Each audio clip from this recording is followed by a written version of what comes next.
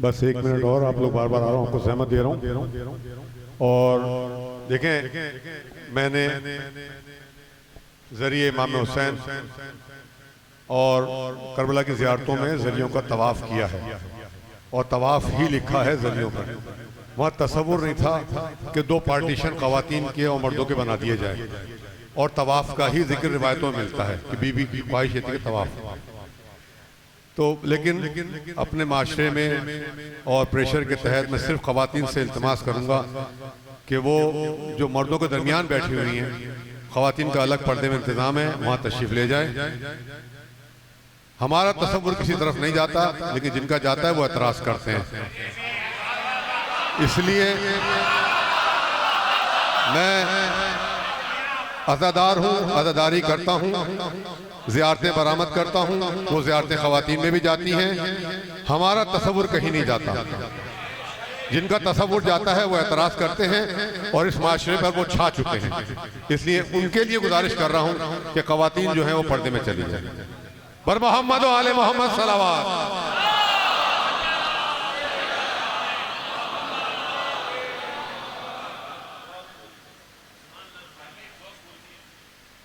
बिस्मिल्लाहिर्रहमानिर्रहीम। तमाम तारीफ़ें अल्लाह के लिए, दुरूद और सलाम मोहम्मद और आले मोहम्मद के लिए सलावत।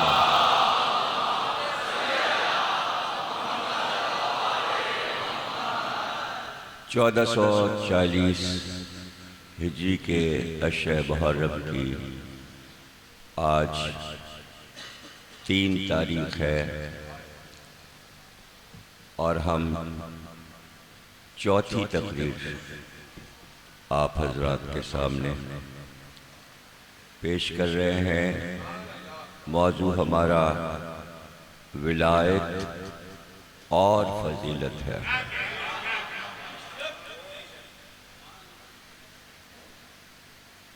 हमने कल भी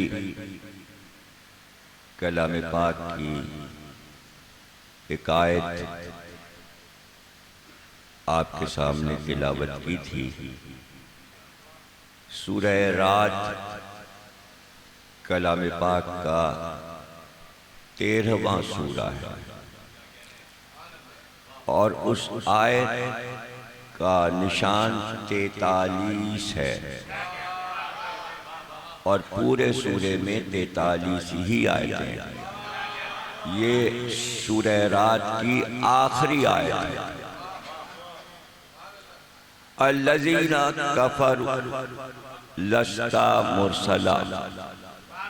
परवरदिगार आलम इरशाद फरमा रहा है अपने हबीब से, ये काफिर ये कह रहे हैं कि तुम मुरसल नबी नहीं हो।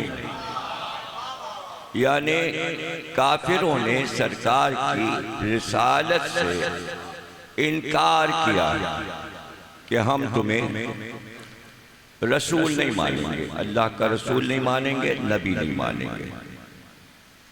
कुरान ये ऐलान कर रहा है ऐसा हुआ।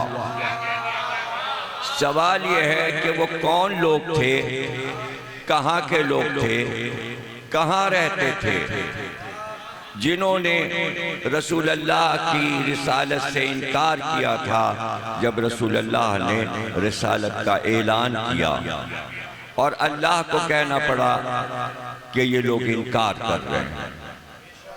कुरान ने ही बताया इनकार करने वाले मक्के के काफिर थे, यानी पूरा मक्का काफिरों से भरा हुआ था। आज पूरा मक्का मुसलमानों से भरा हुआ है। सवाल यह है कि जो मक्के में काफिर थे उनकी नस्लें कहाँ गईं?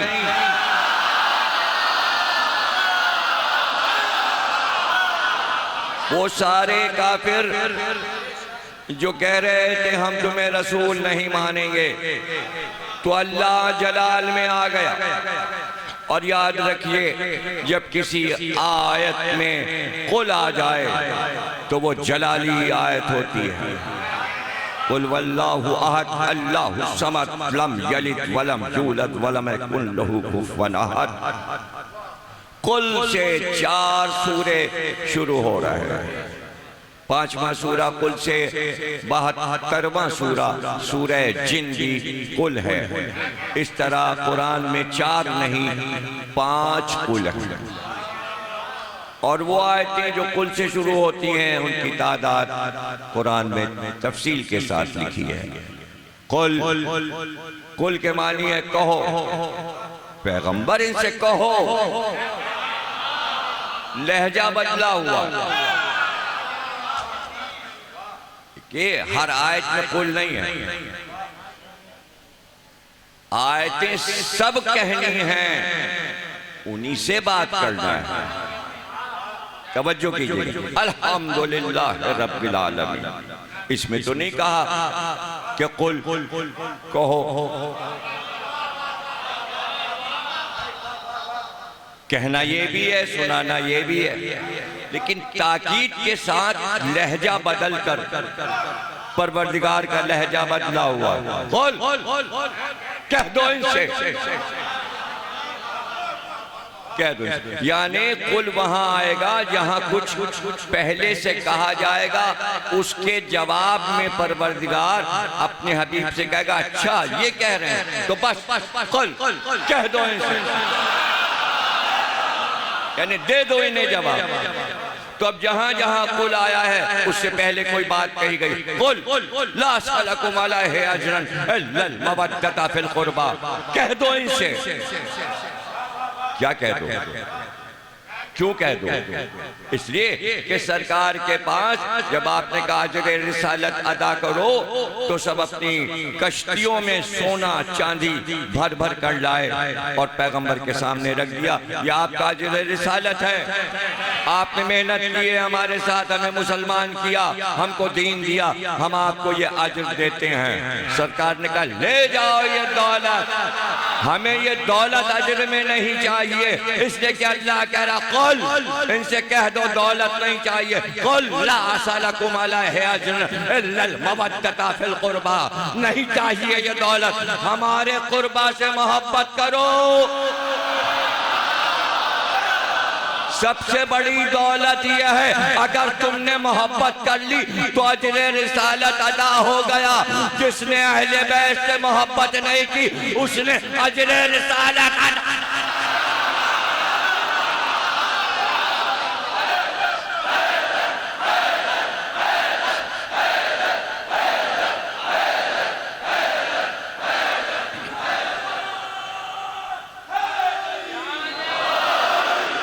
अल्लज़ीना कफ़रू लस्ता मुरसला, ये काफिर कह रहे हैं कि आप मुरसल नहीं हैं, तो बस कुल कफ़ा बिल्लाहि शहीदम बैनी व बैनकुम व मन इंदहु इल्मुल किताब। लफ्ज़ किताब पे सूरा खत्म हो गया, इल्मुल किताब कह दीजिए इनसे काफिरों से कि नहीं मानते रसूल तो ना मानो। इसके मानी ये हैं कि अगर सारे काफिर अरब के रसूल अल्लाह को रसूल अल्लाह मानकर और कलमा पढ़कर मुसलमान ना होते तो अल्लाह कह रहा है जब भी हमारे ऊपर कोई असर न पड़ता, इसलिए कि रिसालत के 2 गवाह काफी हैं। अल्लाह तो रहेगा हमेशा और वो भी रहेगा जो आलिम किताब है, तुम कुछ नहीं कर सकते, तुम रसूल का कुछ नहीं कर सकते, मानो या न मानो। कुल कफा कह दो काफी है, बस काफी है। लफ्ज़ काफी जब आ गया तो 2 गवाह काफी हैं। कुल कफा बिल्लाहि शहीदम, एक तो अल्लाह है, बीच में वाव लगाया, और व मन इंदहु इल्मुल किताब, और वो जो आलिम किताब है, जिसके पास किताब का इल्म है। यहाँ पर मौलाना फरमान अली साहब ने अपनी तफसीर में हाशिए पर लिखा कि इल्मुल किताब से क्या मुराद है, तो उन्होंने लिखा कि इल्मुल किताब से मुराद है जिसके पास आसमानी इल्म है, अब मैं पहले उनकी तफसीर आपको सुना दें। फरमान अली साहब का कुरान वो कुरान है जो हर घर में मौजूद है।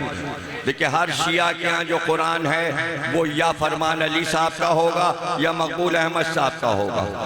दो ही वो बड़े आलिम हैं जिन्होंने बर्रे सगीर में आज से 100 साल पहले उर्दू तर्जुमा और तफसीर की। अब इस 100 साल में इन दो आलिमों के अलावा तीसरा कोई उठा नहीं। तर्जुमे तो बहुत लोगों ने उर्दू में कर दिए, देख देख कर उर्दू से उर्दू कर दिया। अहले सुन्नत के यहाँ बहुत उर्दू तर्जुमे हैं, हमारे यहाँ कम हैं। उसके बाद एक आध लोगों ने किए, लेकिन तफसीर सब नहीं लिख पाए। तफसीर सब नहीं लिख पाए। हाँ, बाद में अब इधर 20-25 बरस के अरसे में कुछ लोगों ने तफसीर लिखी, कुछ ने फारसी और अरबी तफसीरों के तर्जुमे कई कई जिल्दों में कर दिए। तो पाकिस्तान में बहुत सी तफसीर जो अहले शिया तशय्यो की थी वो तर्जुमा हो गई और अब वो तर्जुमे मौजूद हैं। लेकिन फरमान अली साहब फरमाते हैं कि तमाम मुअर्रिखीन का अहले सुन्नत का सबका उन्होंने नाम लिखा है। शालबी, सयूती, ये अहले सुन्नत के बड़े बड़े मुफस्सिर हैं। सबका इत्तेफाक है कि यहाँ इल्मुल किताब से मुराद मौलाए कायनात अली इब्न अबी तालिब। तो शिया मुफस्सिरीन और अहले सुन्नत सब मानते हैं कि इस आयत में दूसरा गवाह जो है वो अली है।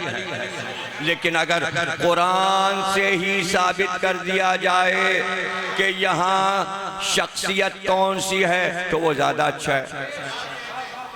और वो मैं आपको बच्चों और जवानों को कुरान से ही दलील दिए देता हूँ। सूरह नमल है चींटियों वाला सूरा, और उसमें इरशाद हुआ कि सुलेमान का तख्त एक दिन हवा पर परवाज कर रहा था, और जब तख्त उनका उड़ता था और से करीब होकर फजा में, तो तमाम परिंदे परों से पर मिलाए हुए साया करते हुए चलते थे। यानी जिस वक्त वो निकलते थे तो चरिंदों परिंदों दरिंद नीचे सारे दरिंदे दौड़ते हुए चलते थे। तख्त के नीचे नीचे सारे चरिंदे परिंदे खाना पीना छोड़ दे, सुलेमान की सवारी निकल रही, इसलिए कि उनका बादशाह है। अब वो कोई काम नहीं करेंगे, यानी उनका काम सिर्फ ये है कि बस अब तख्त के साथ चलना है। और 3 मील लंबा तख्त था और उसी के ऊपर सारे अहले दरबार बैठते थे, कुर्सियां रखी हुई होती थी और उसके ऊपर सब बैठे होते थे और वो तख्त उड़ा करता था। ये हजरत सुलेमान का मौजिज़ा कुरान ने बयान किया। और सारी रियाया 3 मील लंबा तख्त है, सारे ओहदेदार मनसबदार वजीर आजम सब तख्त के ऊपर बैठे, कुर्सियां लगी, सुलेमान का तख्त लगा और परिंदे सारे आकर साया कर लेते थे। और 3 मील तक ऐसे पर्दा किए रहते थे कि धूप नबी अल्लाह पर ना आए। सिर्फ अल्लाह को ये दिखाना था, चूंकि सुलेमान ने ऐसी हुकूमत मांगी थी कि हर मखलूक पर हमारी हुकूमत। सूरह नमल क्यों रखा गया नाम, यानी चूंटी वाला सूरा, इसलिए नाम रखा गया चूंटी वाला सूरा कि जब तख्त निकला सुलेमान का और परिंदे भी आ गए, दरिंदे नीचे आ गए, चरिंदे भी आ गए और तमाम जिन्नात उस तख्त के गिर्द फजा में कंधे पर तख्त रखे हुए हवा में उड़ रहे होते थे। इफरीत, इफरीत का नाम भी कुरान ने लिया, ये कुरानी नाम है इफरीत। वो भी होते थे जिनको हिंदी में तर्जुमा करते हैं देव, अरबी में उसे इफरीत कहते हैं। वो भी होते थे, इफरीत भी होते थे, जिन्नात भी होते थे और सब तख्त के गिर चलते थे और फजा में तख्त बुलंद रहता था। ऐसे में कई लाख और करोड़ चूटियां जो थीं वो चर रही थीं, यानी अपने दाने को जमा कर रही थीं। बिलों के गिर जंगलों में जगह जगह चूटियों के बिल होते हैं। तो चूटियों के सरदार ने चूटियों से कहा, अब ये कुरान में बयान हो रहा है इसलिए चूटी नाम सूरा का हो गया कि चूटी बात कर रही है और अल्लाह चूटी के नाम पर पूरा सूरा कर रहा है। हालांकि उस सूरे में तख्त सुलेमान का जिक्र है, परिंदों का जिक्र है, दरिंदों का जिक्र है, जिन्नात का जिक्र है, लेकिन सबसे छोटे कीड़े का जिक्र किया। यानी बताना यह था कि वो छोटा कीड़ा जो है उस पर भी सुलेमान हाकिम है। उस पर भी हाकिम है। और ये क्या था कि हमने उसी सूरे में अल्लाह ने कह दिया मंतकुत तैर, हमने तमाम दरिंदों परिंदों मखलूकात और हशरातुल अर्ज़ की ज़बानें अपने नबी को सिखा दी। यानी सुलेमान ऐसे आलिम थे, इतने बड़े आलिम थे कि हर दरिंदे हर परिंदे की ज़बान जानते थे और उसकी ज़बान में बात करते थे। अब चूंटी कितना छोटा एक कीड़ा है, कभी किसी ने क्या चूंटी को बोलते सुना? चूंटी की आवाज तो किसी ने नहीं सुनी, लेकिन कुरान ने कहा चूंटी बोलती भी है और उसकी आवाज भी होती है। इसलिए साइंसदान चूंटियों पर रिसर्च करते करते बहुत सारी किताबें, लॉर्ड फ्राडे बहुत बड़ा फलसफी है, उसने अंग्रेजी में एक इतनी मोटी किताब लिख दी, द अंट यानी चूंटी, छोटा सा एक कीड़ा। उसके ऊपर उसने पीएचडी की और उसके लिए उसने पेशलफ्ज़ में लिखा कि मैं चूंटियों पर किताब कैसे लिखता। तो मैंने एक जंगल में एक कुआं तलाश किया और पता चला कि उस कुएं के गिर्द बहुत सी चूंटियां रहती हैं। मैंने अपना बिस्तर वहीं कुएं के पास बिछा दिया, वहीं खाने पीने का सामान रखा, खुद ही मैं पकाता था, खुद ही खाता था कि मुझे चूंटियों से दोस्ती करना पड़ी। दोस्ती इसलिए वो मेरे ऊपर चढ़ती थी, मेरे बिस्तर पे आ जाती थी, तो मैंने चूंटियों की आदात व अतबार का मुशाहिदा किया। जब तक मैं चूंटियों से दोस्ती न करता मैं किताब कैसे लिखता?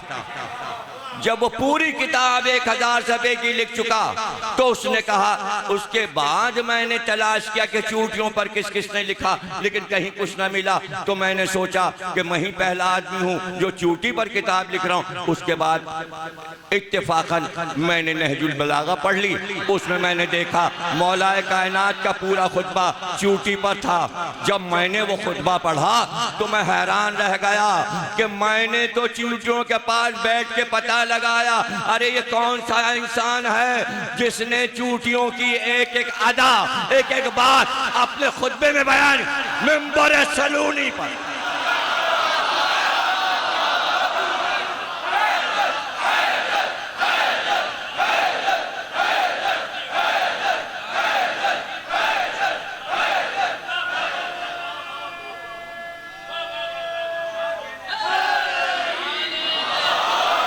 पूरा खुतबा मौलाए कायनात का चूंटियों पे मौजूद। अभी अर्ज करता हूं कि मौला ने क्या कहा। अब जाहिर है, देखिए कुरान कह रहा है कि चूंटी बोलती है। अब साइंसदानों ने पता लगाना शुरू किया कि चूंटी बोलती है। ऐसे हसास टेप रिकॉर्डर बनाए जाएं जो चूंटी की आवाज को रिकॉर्ड करें। जितना बारीक कीड़ा है ऐसी आवाज भी होगी और वो आवाज हम और आप सुन नहीं सकते। वो तो बड़ा गनीमत हुआ कि आवाज की बात हो गई, आवाज की बात हो गई। और दादा ने पूरा खुतबा दिया। अब पोते का जुमला सुनाता हूँ, इमाम ज़ैनुल आबिदीन सल्लल्लाहु अलैहि वसल्लम।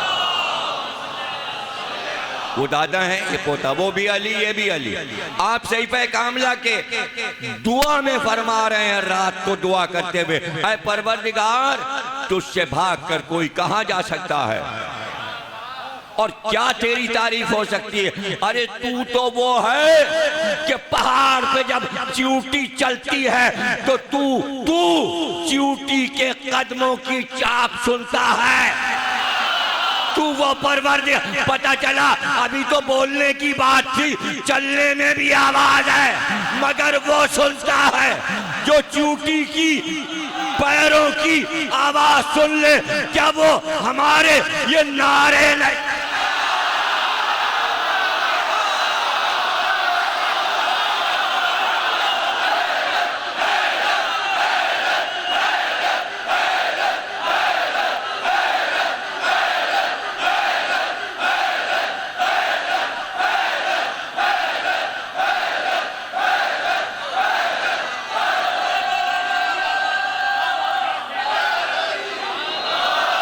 माशाअल्लाह,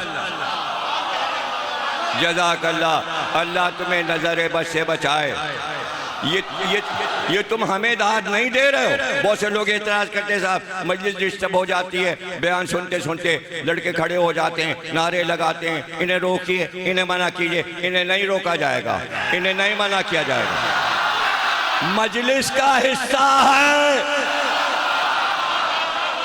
अरे इसलिए हिस्सा है कि लोग तो बहुत गुजरे, कहीं मजमू में किसी के नारे नहीं लगते सिवा अली के किसी का नारा।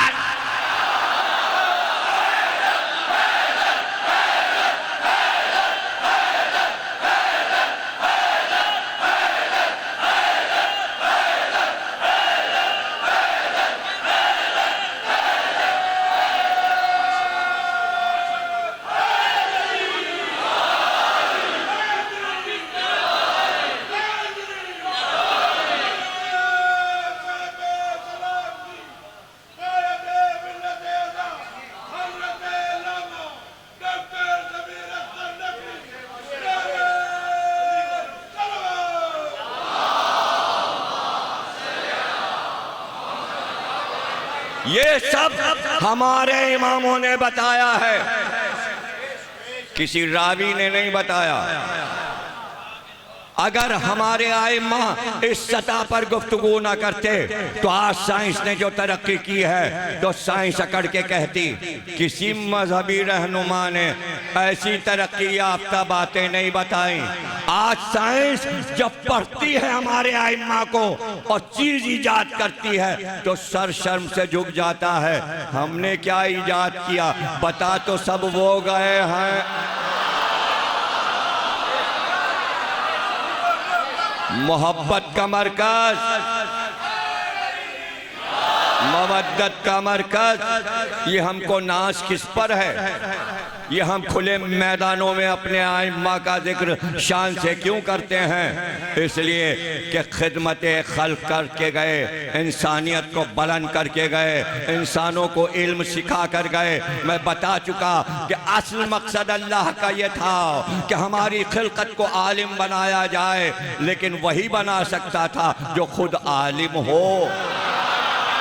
जाहिल खिलकत को क्या सिखा सकता था? मुसलमानों से गलती ये हुई कि अपने रहनुमा जाहिलों को चुना।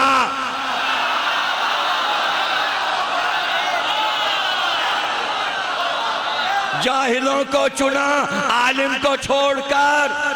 इसी को जुल्म कहते हैं, जो आलिम को छोड़कर जाहिल के पीछे जाए, यही सबसे बड़ा जुल्म है जिसे कुरान ने बयान किया। अब क्या शिकवा, यहूदी हमसे आगे निकल गए और ईसाई हमसे आगे निकल गए और जहाज उन्होंने बना लिया और फलाना कंप्यूटर। अरे तुम बनाते अगर अली के पीछे चलते।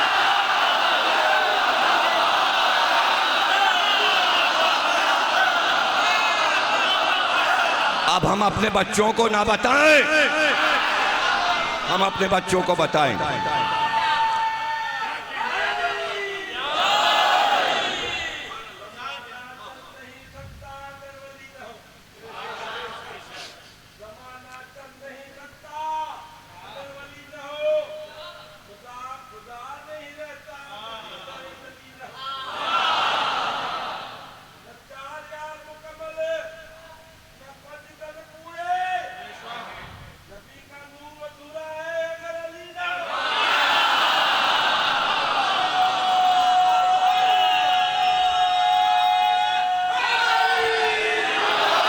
जज़ाकल्लाह, माशाअल्लाह। इसलिए बताना ज़रूरी है कि इल्म का मंबा क्या है, इल्म का सरचश्मा क्या है।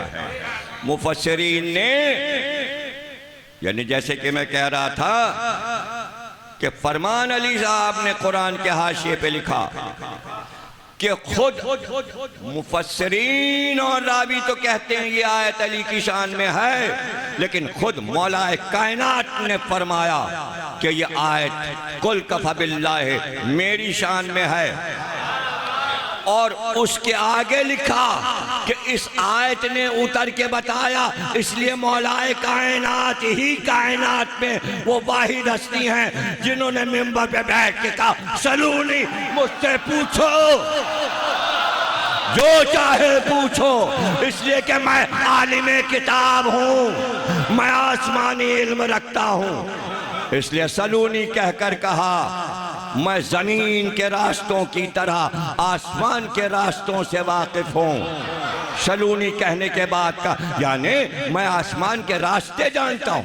आज इंसान आसमान में रास्ते तलाश कर रहा है, शटलें भेज भेज के रोक रहा है ताकि हम आसमानों में रास्ता तलाश करके वहां तक पहुंच सकें जहां मखलूकात आबाद हैं।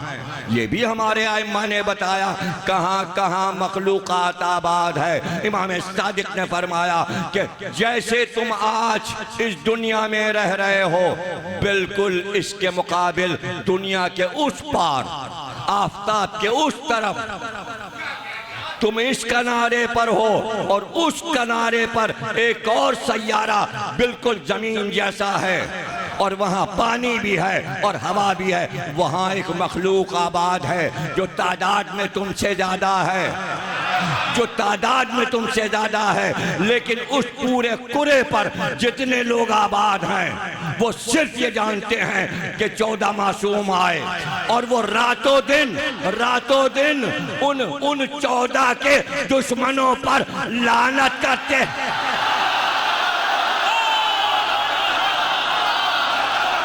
वहां उस पार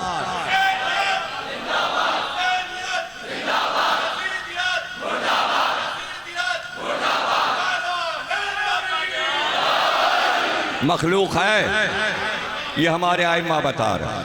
और फिर कुरान ने कहा कि सुलेमान का तख्त चला सूरह नामल में, और एक बार चींटियों का जो सरदार था, हमें क्या पता चलता अगर कुरान ना बताए।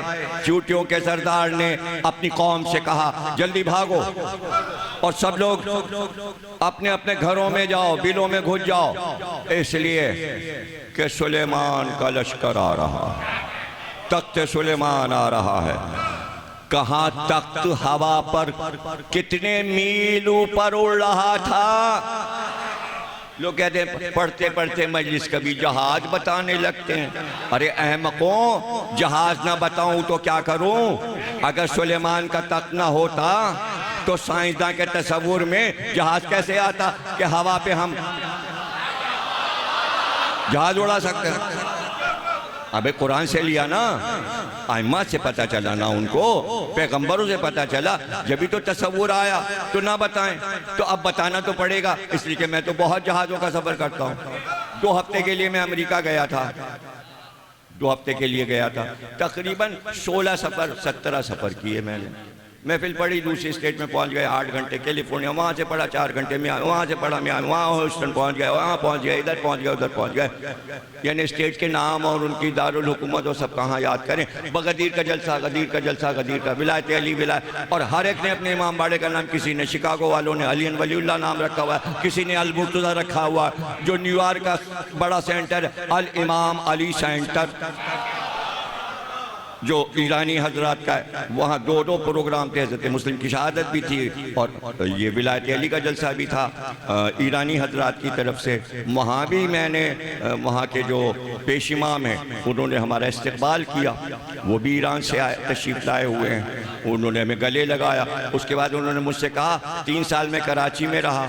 मैंने कहा कहाँ रहे? कहने लगे आकाए हाफिजान के पास। मैंने कहा वो तो मेरे दोस्त थे ईरानी आलिम जो नुमाइश पे रहते थे, मैं नौरोज़ के दिन उनसे टुकरा, वो और लिपट गए मुझसे। कहले वो मेरे उस्ताद थे, आपके दोस्त थे। तो भाई मेरे दोस्त बहुत से बड़े बड़े उलमा के उस्ताद रह चुके हैं, इसमें क्या परेशानी? तो इसमें कोई परेशानी की बात नहीं होनी चाहिए। तो भाई जब जहाज पे आदमी बैठेगा तो इसको बता देगा ना 35,000 फीट की बुलंदी पे उड़ रहा है भाई। कुछ ब्रेक आ रहे हैं रास्तों में, जैसे ब्रेक 40,000 फीट पे चला गया। तो क्या सुलेमान के लिए कोई लिमिट थी? जब जहाज 40-45,000 फीट पे बुलंद ऊपर जा सकता है स्पेस में, और रॉकेट जो है वो चांद तक जा सकता है, तो सुलेमान का तख्त कितनी ऊपर उड़ेगा? क्या बिल्कुल जमीन से मिल के उड़ेगा? भाई तो बीच में मखलूक आबाद है। तो नीचा तोड़ नहीं सकता। पता चला जहाज जो है वो अंचोली के तारों पर से होता हुआ चला जा रहा है। ऐसा थोड़ी होता है भैया। आबादी तीसरी मंजिल जो बहुत ऊंची बिल्डिंग होती है, अब ये सब बताना पड़ता है ना, हालांकि सब आपको मालूम है। जो एयरपोर्ट के करीब ऊंची बिल्डिंग होती है उस पर लाल बल्ब लगा देते हैं ताकि जहाज के कैप्टन को पता चले यहाँ आसपास ऊंची बिल्डिंगें हैं, तो ज़रा ऊपर ही ऊपर रहना। फिर पहाड़ की ऊंची ऊंची चोटियाँ आती हैं, कई कई हजार फुट लंबी पहाड़ बीच में आ जाते हैं, तो ऊपर उड़ना है। तो उसमें लगता है कि जैसे हम अगर पैर रख दें तो पहाड़ की चोटी पे उतर सकते हैं। हालांकि वो बहुत दूर होती है, चोटी भी बिल्कुल करीब नज़र आती है, डर लगता है पहाड़ियों पर से चल। अब तुर्की के अफगानिस्तान के पहाड़ों से होता हुआ और फिर यूरोप के भी पहाड़ ऊंचे ऊंचे आते हैं, उसके ऊपर से जहाज जा रहा है। अरे अब ये तो मैं क्या करूँ, अब आदत है कि मैं विंडो वाली सीट ले लेता हूँ, इसलिए कि मेरा दिल नहीं लगता अकेले जहाज में। मैं जहाज के मुसाफिरों को थोड़ी देखता हूँ, मैं तो मुशाहिदा करता हूँ बाहर क्या हो रहा है, तो सब कुछ मुझे नज़र आ रहा होता है, इसलिए मैं बयान भी कर सकता हूँ। तो क्या अंदाज़ा है आपका, क्या सुलेमान का तख्त नीचा हो? अभी आपको पता चल जाएगा ये गुफ्तगू मैं क्यों कर रहा हूँ, कि कितना ऊंचा तख्त उड़ रहा होगा।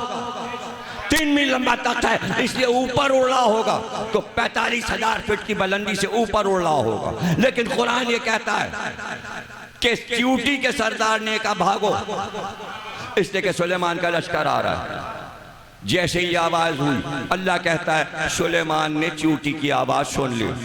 अरे इतनी मेहनत क्यों की है, अरे क्यों इतनी देर से ये बोल रहा हूं। एक बार सुलेमान ने कहा तख्त रोको और यहीं जंगल में उतारो। इत्तेफाक से उस वक्त तक अफ्रीका के बर्रे आजम पे उड़ रहा था। ये भी हम ही बता सकते हैं, किताबें जो छानी हैं। अब तुम मुझसे कहोगे फेसबुक पे किताब का नाम बताइए कि तख्त अफ्रीका पे उड़ रहा, और जिन किताबों के नाम बता दिए वो तुम्हें मालूम थे। सालबी का नाम मालूम है, सयूती की किताब देखी है। अरे बड़ी बात है अगर आपने फरमान अली का कुरान देख लिया, भाई वही पढ़ लीजिए, उर्दू का घर में होगा। और अगर कहीं ना मिले तो अभी अभी मैंने जाफर से कुरान लिया था। जाफर रज़ा साहब से कहा जरा कुरान लाओ, चलते वक्त देख तो लूं फरमान अली साहब ने क्या लिखा है। तो कुरान वहीं कायम से कह के उन्होंने अलमारी पे रखवा दिया, वहीं रखा। ये सब जो पढ़ रहा हूँ जाफर से कहिएगा वो ज़रा फरमान अली का कुरान लाओ, हमें ज़मीर अख्तर पे यकीन नहीं। हाँ तो भाई पढ़ लीजिएगा, वहीं रखा हुआ है कुरान। और दुकानों पे तो सब क्या रखा हुआ है, कोई ऐसी दुकान नहीं मिलेगी शियों की जहाँ फरमान अली का कुरान लाओ। तफसीर भी पढ़ लीजिएगा, आयतें पढ़ के फिर उसका तर्जुमा भी पढ़ लीजिएगा। सुलेमान ने कहा तख्त रोको, रुका जहां चींटियों का पड़ाव था। तख्त पे बैठे बैठे हाथ ऐसे किया और चींटियों के सरदार से कहा इधर आ। अब भाई इताअते नबी तो है। सरदार जो था चींटियों का फौरन सुलेमान के हाथ पे आ गया। अब यूं किया सुलेमान, क्यों अपनी कौम से ये क्यों कहा कि जल्दी बिलों में घुस जाओ। कहा हमने तो उनको तंबी की,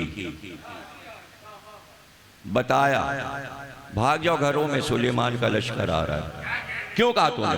कहा बादशाहों का क्या ठीक है, जब वो आते हैं तो अंदर जो भी चीजें हैं रोनते चले जाते हैं। तो हमने कहा हमारी कौम मर जाएगी, हमें अपनी कौम बचाना है। अच्छा चींटी अपनी कौम तो बचाए, अली अपनी कौम।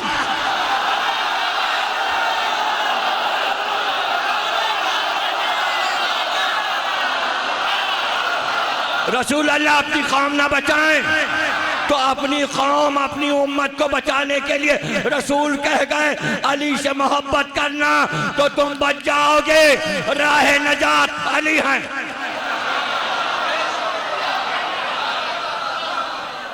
हमने तो अपनी कौम से ये कहा जल्दी भाग जाओ, बादशाहों का क्या ठीक है, वो रोनते हुए निकल जाते हैं। आपने फरमाया बड़ी बातें करना आती हैं तुझे, चूटी का सरदार, बड़ी बातें करना आती हैं तुझे, नाम लो चूटी, बड़ी बातें करना आती हैं, हम तुझे रोंते हुए निकल जाते। सुलेमान ने कहा अच्छा ये बता तू अपनी कौम का सरदार, मैं अपनी कौम का सरदार, ये बता दोनों में बलन कौन है? या नबी अल्लाह क्या कर रहे हैं? एक कीड़े का सरदार, शहरा में रहने वाला, और कहाँ आप जिसको मुल्क अजीम मिला है, ये सवाल उससे क्यों कर रहे हैं? उसने भी कहा कि अब नबी ने कह दिया बड़ी बातें करना आती तो फिर बड़ी बात कर लूं, तो उसने बड़ी बात की। कहा या नबी अल्लाह इस वक्त तो मैं ही बलन हूं। कहा क्यों? कहा एक नबी के हाथ पर और एक नबी के, और जो दोस्त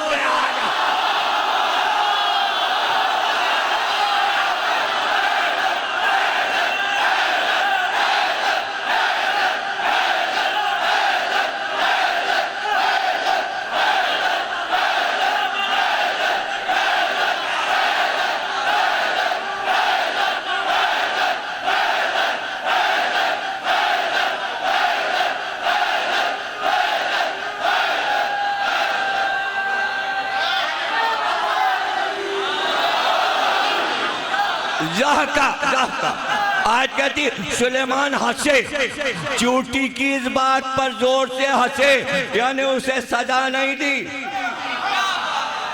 बात उसने ऐसी दलील की कह दी, छोड़ दिया उसे, और फिर खुतबा दिया कि देखो इसे अपनी कौम का कितना ख्याल है, और इसने अपनी कौम को खुतबा दिया। कहा नहीं हम तुझे कुचलते हुए नहीं जाएंगे, इसलिए कि तू रियाया है और अल्लाह ने हमको तुझ पर बादशाह मुकर्रर किया है। ऐसे में तक चला एक बार नबी अल्लाह पे धूप आई, हजरत सुलेमान पे जरा सा धूप का धब्बा इतना आ गया, इतना, पूरे चेहरे और जिस्म पे धूप नहीं आई, जरा सा धूप आ गया। एक जगह खाली थी। आपने कहा ये कौन परिंदा था जिसने जगह छोड़ दी बगैर मेरी इजाजत के? सारे परिंदे बोले हुदूद हुदूद, सबने अपनी जान बचाई। सारे परिंदों की कौम वालों ने अपनी जान बचाई कि कबूतर बच जाए, कौवा बच जाए, हंस बन जाए, फाख्ता बच जाए, वरना सब उसमें मुलविस हो जाते। तो सब ने पुकार के कहा जो गायब हुआ है वो हुदूद था। अब ये याद रखिएगा लफ्ज़ हुदूद अरबी है और यही नाम कुरान में आया है, इसीलिए वो हुदूद मशहूर है। हुदूद उस परिंदे को कहते ही उर्दू में हुदूद है। अब उसका नाम उर्दू हिंदी में क्या है वो आप पता लगा लीजिए। अरबी में हुदूद कहते हैं, मगर ये याद रखिएगा जगह तो छोड़ी है, डांट तो खाई है, मगर ताज भी उसी को मिला है। मोर को सिर्फ कलगी मिली है, मूर्ख को मूर्खेश मिला है, मगर इसे ताज मिला है। ताज इसके सर पे ताज है। भाई किस बात पे तुझे ताज मिल गया और क्या क्या तुझे मिल गया? अब ये सब कुरान के हाशिए पे तफसीर में पढ़ लीजिएगा। ऊपर उड़ाओ, बहुत ऊपर। तो बादशाह लोग और जो लोग हुदूद को पालते हैं सहरा में, वो क्यों, वजह भी सुन लीजिए कि उनके पास हुदूद क्यों। इसलिए कि हुदूद को छोड़ते हैं और वो उड़ के ऐसे ऐसे फिरता है, ज़ेरे ज़मीन उसे पानी नजर आता है। यहाँ वो जाके ठोंग मारे, सब समझ जाते हैं यहाँ चश्मा है, खोदो। उसके लिए उसकी आंख में जमीन मिट्टी नहीं है। अभी कायम साहब ने मुझे बताया, वो देखिए कालीन सबील के सामने बिछा है। मैंने कहा ये कैसा कालीन है? कहने मिट्टी के रंग का है। मैंने कहा ये तो बिल्कुल, लोगों को क्या पता चल जाएगा कालीन बिछा है, सब समझेंगे ये तो फर्श है, ये ग्राउंड का, यहाँ अमरोहा ग्राउंड का। कहने नहीं इतना मोटा है, वो तो जब करीब पहुँचेंगे तो पता चले। मैंने कहा उसे बीच में बिछा दो, किनारे तो वो बिल्कुल मिट्टी के रंग का लग रहा है। तो मेरी आंखें धोखा खा गई कि कालीन जो है वो फर्श लगने लगा, लेकिन जनाब हुदूद धोखा नहीं खाता, इसलिए कि उसकी आंख के सामने जमीन को शीशा कर दिया गया। वो शीशे के अंदर से देखता है यहाँ पानी बह रहा है। अब आपको मेरी बातों पे यकीन ना आए तो अब क्या करूं? आपकी वजह से मैंने अपनी आंखों का धोखा बताया, वरना कोई अपनी आंखों का धोखा बताता है? ये तो तजुर्बे की बातें, जितना जितना पढ़ेंगे आप उतनी बातें ज़्यादा से ज़्यादा मालूम होंगी। उसके लिए ज़मीन शीशा है और नीचे देख लेता पानी है, और वो ठोंक मारता कहता है यही चश्मा है, खुदता है और पानी निकल आता है। अब हुदूद को क्या क्या नेमतें मिली हैं? अरे भाई पैगंबरों के साथ रहा है, क्या परेशानी है आपको? जब सुलेमान के पास रहा है तो कुछ ना कुछ तो उसको नेमतें मिल गई होंगी और अल्लाह ने दी होंगी। सबने कहा हुदूद अब कुरान है ये, भाई हमसे बहस ना कीजिएगा आप, और कोई हवाले की जरूरत नहीं है, कुरान की आयत पढ़ लीजिएगा। उनका अच्छा, बगैर नबी की इजाजत की जगह छोड़ा, आए मैं इसकी गर्दन काट के मिलाड़ के रख दूंगा, मैं इसे हलाल कर दूंगा, मार दूंगा, इसकी गर्दन अलग कर दूंगा, काट दूंगा। तो ये तय हो गया सुलेमान के इस किस्से में, कुरान की सूरह नम्ल की इस आयत से, कि अगर कोई नबी के इजाजत के बगैर जगह छोड़ दे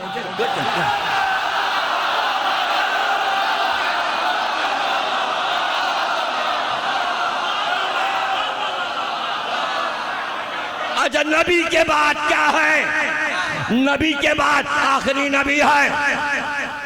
जब तक सरकार है उनके हुक्म के बगैर अगर कोई जगह छोड़ दे तो क्या होगा? जंगे ओहद याद है, नबी ने कहा था जगह नहीं छोड़ना, सबने जगह छोड़ी, उधर ही से दुश्मन।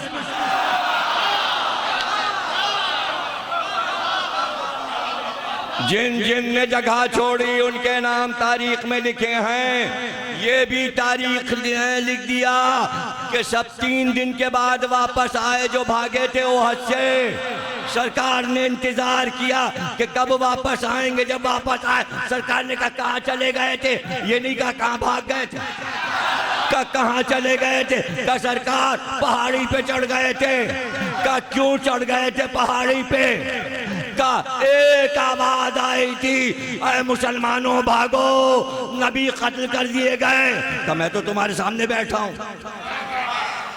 का तो वो तो ऐलान कर रहा था, एक आदमी पुकार पुकार के, जल्दी निकलो मुसलमानों, नबी कत्ल कर दिए गए। का आवाज जानते हो किसकी थी? कौन पुकार रहा था? का सरकार कौन पुकार रहा था? का शैतान पुकार रहा था, भागो। पता चला जब मुसलमान भागते हैं तो शैतान की पुकार पर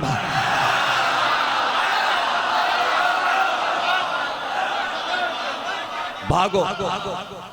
तो आपने फरमाया एक आवाज जिब्रील ने भी तो दी थी, जिब्रील भी पुकार रहे थे वापस आओ, नबी जिंदा है। शैतान पुकारा था, मार दिए गए। अल्लाह ने जिब्रील को भेजा कि जाके ओहद में पुकारो कि नबी जिंदा है। वो आवाज नहीं सुनी? का नहीं, वो तो नहीं सुनी। इसलिए हम कहते हैं मजलिस में बैठो ताकि महशर में जब इमाम आएंगे शैतान भी पुकारेगा, वो अपने लोगों को दज्जाल को बुलाएगा। जिब्रील कहेंगे इधर मेहदी की तरफ आओ, कुछ दज्जाल की तरफ जाएंगे, कुछ मेहदी की तरफ। तो मजलिस से पता चलेगा शैतान की आवाज क्या है, जिब्रील की आवाज। अरे शैतान नारे हैदरी नहीं लगाएगा, जिब्रील मेहदी की आमद पे नारे हैदरी।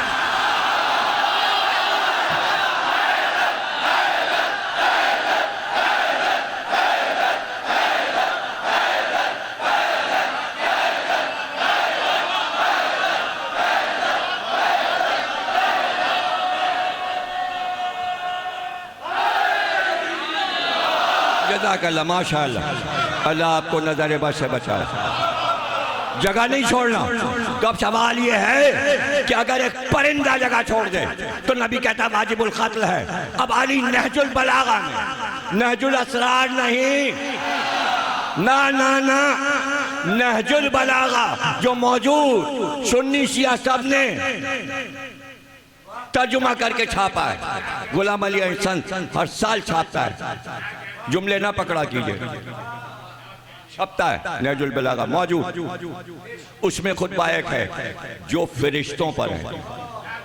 आपने उस खुतबे में ये बताया कि मलाइका की किस्में क्या हैं, कितने किस्म के मलाइका अल्लाह ने बताया। उसके बाद ये बताया कौन सा मलक कौन सी ड्यूटी दे रहा है, वो कौन से मलाइका हैं जो अर्श उठाए हुए हैं, वो कौन से मलाइका हैं जो सूरज को लाते ले जाते हैं, वो कौन से मलाइका हैं जो चांद के साथ साथ हैं, सितारों के साथ साथ हैं, वो कौन से मलाइका हैं जो ज़मीन पर मुकर्रर हैं, वो कौन से फरिश्ते हैं जो पानी पर और समंदर पर मुकर्रर हैं, फ़ज़ाओं में, हवा में, खला में, यहाँ से लेकर अर्श तक, कुर्सी तक, सिदरा तक, कौसर के किनारे, सलसबील के किनारे, दरख्त तूबा के पास, सब फरिश्ते क्या कर रहे हैं, सबकी ड्यूटी बताई। और उसके बाद बताया जहां अल्लाह ने उन्हें मुकर्रर कर दिया है वही काम किए जा रहे हैं। और अगर उनमें से कोई फरिश्ता बगैर अली के इज़्न के जगह छोड़ दे तो वो जलकर खाक हो जाएगा।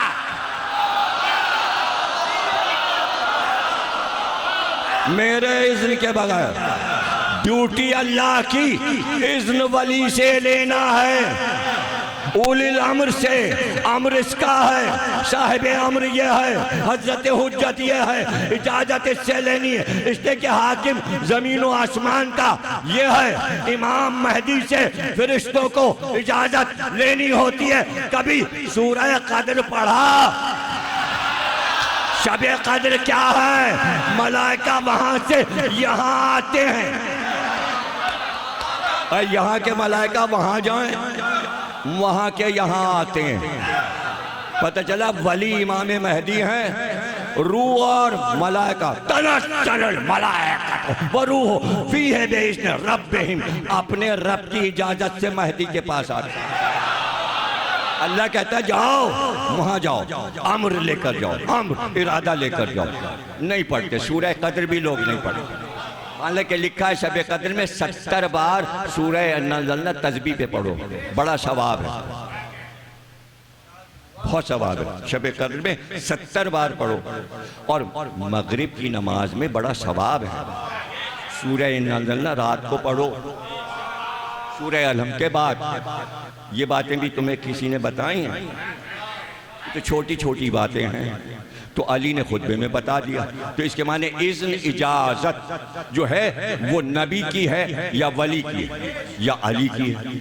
अली वली है। इमाम महदी तक इज़्न, इजाजत ही इजाजत, इजाजत लेनी है साहिब अम्र। थोड़ी देर में हुदूदा के तख्त पे बैठ गया सुलेमान के सामने। आपने डांट के कहाँ था जो इतनी देर में आया?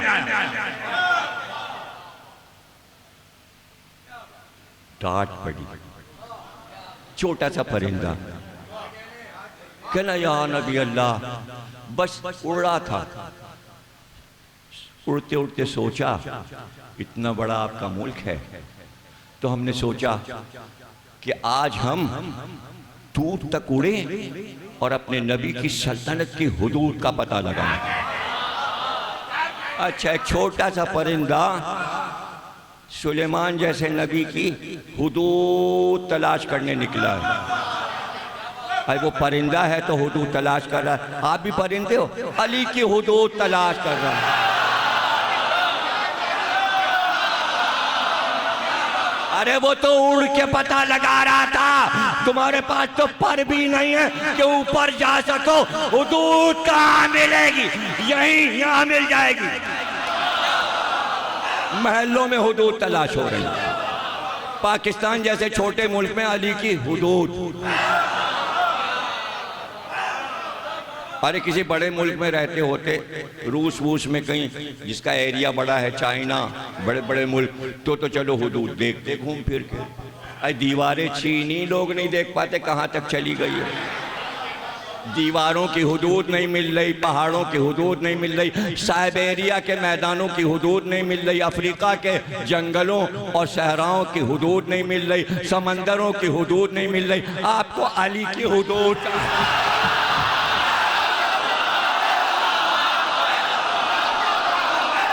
वाह वाह वाह वाह वाह, अच्छा सिखा दिया किसी ने, पट्टी पढ़ा दी। फजाइल अली की हुदूद,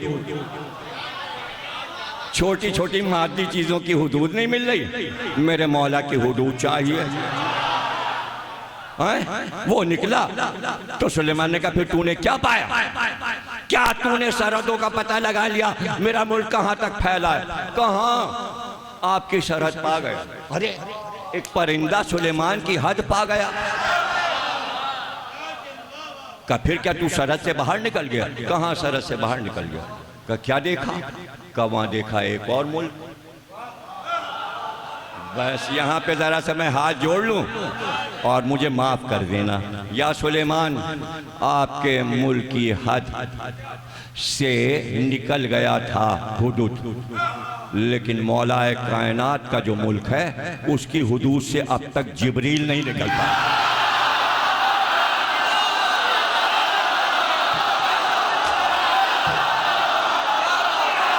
भाई सलामत रहो।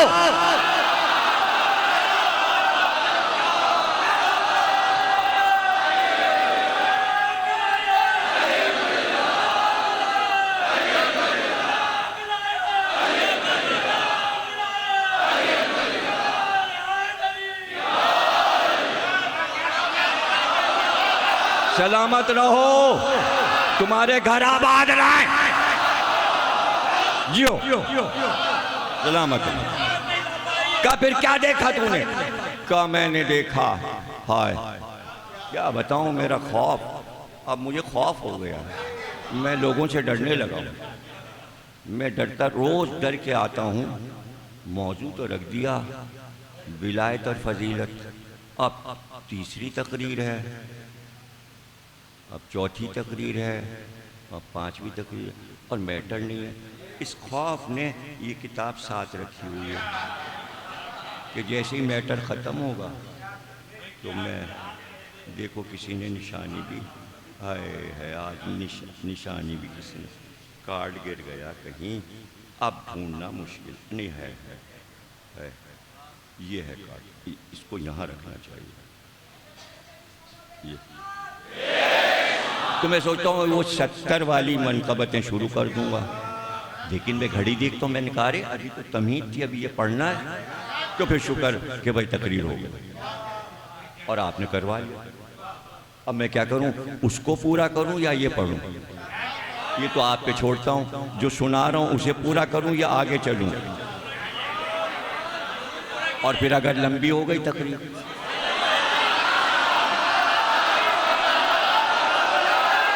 तो सुन लो, उसने कहा एक और मुल्क नजर आया, लेकिन मैं वहां उतरा, वहां मैंने देखा वहां हाकिम कोई मर्द नहीं, एक औरत है, और वो इतनी खूबसूरत है कि दुनिया में रूए जमीन पर उसका जवाब नहीं। वो मलिका है और तमाम मर्दों पे हुकूमत करती है, और उसके जितने दरबान और मुलाजिम हैं वो सर झुकाए उसकी खिदमत पे खड़े होते हैं, और वो जो हुक्म देती है वो बजा लाते हैं, सब उसके इताअत गुजार हैं, उसके सर पे ताज है। मगर या नबी अल्लाह, उसके पास भी एक तख्त है। सुलेमान ने कहा उसके पास भी तख्त है। कहाँ?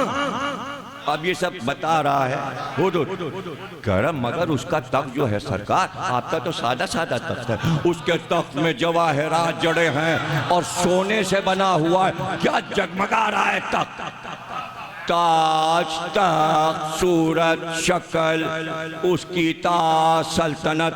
पहले तो यही कयामत के कोई और मुल्क है पड़ोस में। सुलेमान को बर्दाश्त नहीं हुआ कि मेरे मुल्क के पड़ोस में कोई दूसरा मुल्क बन जाए। नहीं समझे? तो क्या नबी ये चाहेंगे कि जो मुल्क अल्लाह ने मुझे दिया है उसके पास कोई सकीफा में मुल्क बन जाए?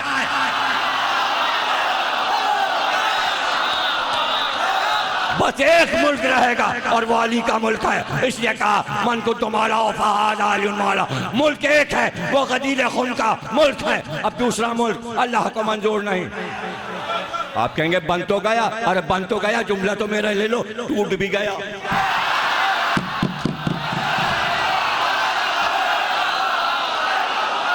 आप कहाँ हैं? आप कहाँ हैं? मुल्क तो अली का है, जो आखिर में आएगा उसी का तो होगा मुल्क। अली के बाद कौन आया? अली के बाद कौन आया? मुल्क तो अली पे खत्म हो गया, फिर अली का मुल्क अली को वापस मिल गया। अब बोलिए, दरमियान से सब माइनस कर दीजिए। मुल्क पहले भी अली का था, बाद में भी अली का है, बीच में कुछ नहीं है, दरमियान में कुछ नहीं है। अब क़यामत तक मुल्क अली का है। उनके बेटे ही हुकूमत करेंगे, उनका बेटा ही हुकूमत कर रहा है। आप फौरन परेशान हो जाते हैं, ये बहुत दूर निकल जाते हैं, वहीं पे वापस जाए। हाँ, वहीं पे वापस जा रहा है। अच्छा, तूने क्या देखा? का ये देखा का? अच्छा, बस बुलाया कातिब को, लाओ कलमदान, लिखो खत। आप कहेंगे फिर ये हट गए मौजूद, क्या करूं? हटना कर। कुरान में 114 सूरे हैं। कितने? 114 सूरे। हर सूरे पर बिस्मिल्लाहिर्रहमानिर्रहीम, यानी 114 बिस्मिल्लाह भी होने चाहिए हर सूरे पे बिस्मिल्लाहिर्रहमानिर्रहीम। लेकिन बिस्मिल्लाहिर्रहमानिर्रहीम 113 है, इसलिए कि नमा सूरा सूरह तौबा, जिसे सूरह बरात भी कहते हैं, उसके ऊपर बिस्मिल्लाहिर्रहमानिर्रहीम नहीं लिखा। बगैर बिस्मिल्लाह के वो सूरा पढ़ा जाता है। पूछा गया भाई मुफस्सिरीन से कि बिस्मिल्लाह के बगैर तो दुनिया का कोई काम ही नहीं होता, और ये सूरा का, इस सूरे में अल्लाह गुस्से में है। अब वो कह रहा है कि जिनकी बातें अल्लाह कर रहा है, गुस्से में उन पे इताब कर रहा है, और वो कह रहा है रहमान और रहीमियत बिल्कुल ख़त्म। इसके माने कभी कभी गुस्से में कुछ लोगों पे रहीमियत उठा लेता है, रहमानियत उठा लेता है, और क़हार और जब्बार बन जाता है। और क्या है सूरा? अज़ानुम मिनल्लाहि व रसूलिही, आए मेरे रसूल जाकर अजान दो, और वो अजान अल्लाह और रसूल की तरफ से हो, उसी का नाम सूरह बरात है। जाओ जाके अजान दो, और काफिरों और मुशरिकों से कह दो आज के बाद एक काफिर और मुशरिक खाने काबा में नहीं आ सकता, कदम नहीं रख सकता। इताब जलाल निकल जाए सब बाहर। और खबरदार, जो कपड़े अपने उतार कर बरहना तवाफ करते थे वो भी नहीं करने दिया जाएगा। काफिर और मुशरिक को खाने काबा में नहीं आने दिया जाएगा। अल्लाह जलाल में है। अब अगर कोई मुशरिक और काफिर को मक्के में बुला ले तो वो इताब से बचेगा? नहीं आ सकता। मना है, मक्के मदीने में काफिर और मुशरिक नहीं आ सकते। इसीलिए अली ने अपना दारुल हुकूमत मदीने से हटाकर कूफा बनाया कि बाहर वाले, चाइना वाले, हिंद वाले, सिंध वाले जब आएंगे कलमा पढ़ने, तो पहले जब आएंगे तो काफिर होंगे, तो वो रोज़ा रसूल के पास से गुजरेंगे। अल्लाह ने मना किया है हरम में काफिर मुशरिक।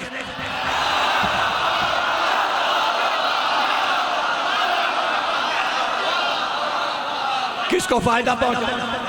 अली के इस इक़दाम से किसको फायदा पहुंचा? फायदा ये पहुंचा कि अली के बाद किसी अरब बादशाह ने दारुल हुकूमत फिर मदीने को नहीं बनाया। क्यों? रियाज है, इसलिए कि हर मुल्क का सफीर दारुल हुकूमत में रहता है। वो मुशरिक भी है, वो काफिर भी है, मदीने में नहीं रह सकता था। इसलिए अब दारुल हुकूमत न मक्के आ सकता है न मदीने आ सकता है। इसलिए कि हरम में न काफिर आ सकता है न मुशरिक आ सकता है। मना कर दो। बुलाया रसूल अल्लाह ने, ले जाओ काफिरों मुशरिकों को डांट के भगा दो खाने। अरे कोई थोड़े से हैं। गए, आधी दूर पहुंचे, जिब्रील आए। किसको दे दिया सूरा आपने? उनके बस की बात नहीं है। उसको भेजिए जो आप में से हो, जो मिन्नियत की मंजिल पर हो। अली मुझसे है, मैं अली से हूं। जो आपका हो, आप में से हो, उसे बुलाइए। अली को बुलाया, कह जाओ सूरह बरात उनसे ले लो और तुम जाके पहुंचाओ। अली कहते मैं पहुंचा, मैंने सूरह बरात ले लिया, लेके मक्के पहुंचा। खाना काबा के चारों तरफ पहाड़ियों पे चढ़ के इधर उधर पूरे मक्के में चक्कर लगाया और जगह जगह खड़े होकर सूरह बरात पढ़ना शुरू किया। किसी ने नहीं लिखा कि हाथ में पारा लिए हुए थे या कागज। अभी तो सूरा उतरा है, मगर अली को पूरा इतना बड़ा सूरा जबानी याद था। अगर कागज हाथ में होता तो अली ये क्यों कहते मैं सूरा पढ़ता जा रहा था और जुल्फ़िकार पे हाथ। उनका बस नहीं था कि मेरे टुकड़े टुकड़े करके पहाड़ों पे फेंक दें, लेकिन जब वो दांत पीस रहे थे, मुंह से झाग निकल रहा था, इसलिए कि काफिरों की मजम्मत, मुशरिकों की मजम्मत मैं बयान कर रहा था, और वो गोल के गोल चारों तरफ मुझे घेरे हुए थे। लेकिन जब उनकी नजर जुल्फ़िकार पे जाती,